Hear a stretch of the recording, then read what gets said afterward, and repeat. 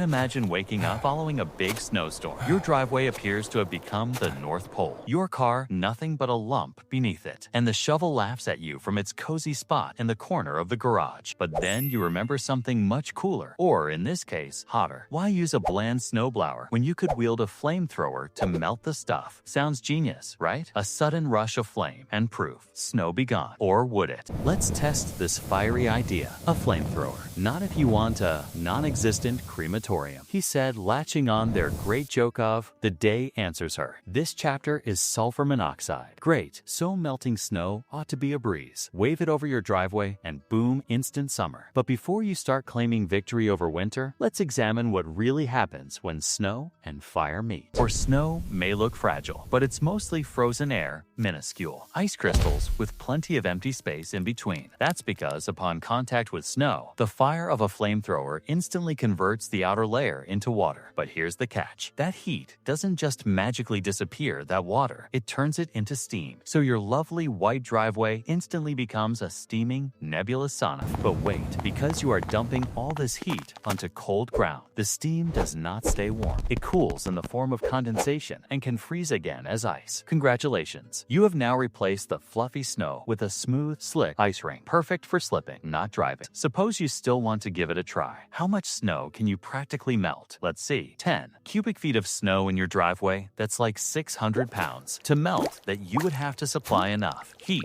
to raise its temperature from below freezing to the liquid water. In round numbers, that's something like 80,000 calories to the pound. Even if your flamethrower is ridiculously powerful and able to burn a gallon of fuel every minute, you are going to need dozens of gallons of fuel to clear the average driveway. So you'll run out of fuel before you melt half your sidewalk or in the boiler room, if that's where you're working. Now for the dangerous part, that fire ISNT picky. Anything around you, your car, your fence, or flap of the dog's favorite toy can quickly catch fire. Asphalt and concrete can crack, and metal objects like mailboxes can warp in intense heat. Oh, and if you're really unlucky, the flames might ignite underground gas lines or the fuel in your flamethrower tank.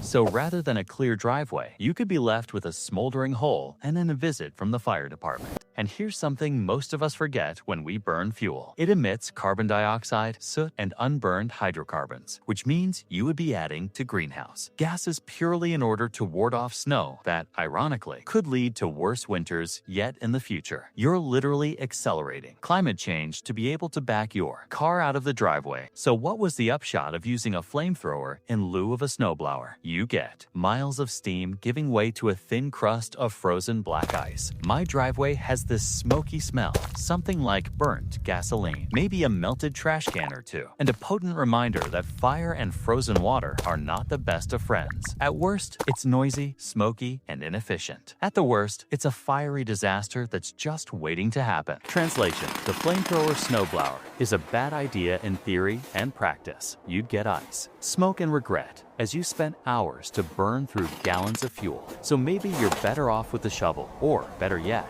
phoning that neighbor kid who asks for $5 and doesn't accidentally melt your car. Then, have you ever considered using fire to melt snow? Let me know in the comments. And if you liked this blend of science and insanity, be sure to smash that like button, share it with a friend, and subscribe for more what-if experiments that probably shouldn't exist. Because you know the scientific method is not just about simply believing what can work, but determining Swinger Club was manifest.